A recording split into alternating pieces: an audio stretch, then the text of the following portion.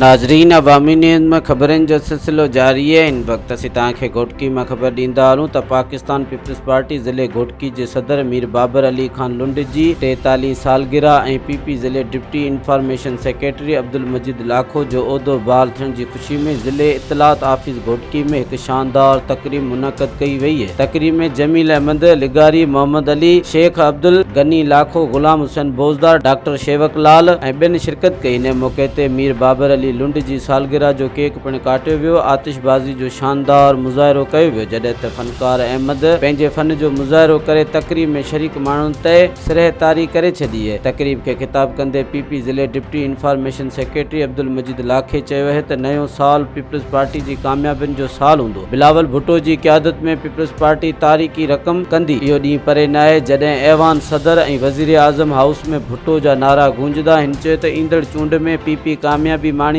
ऐं बिलावल भुट्टो मुल्क जो वज़ीर आज़म हूंदो। मज़ीद खबरों और तफसीलात के लिए विजिट करें हमारी वेबसाइट www.awamiNewsHD.com।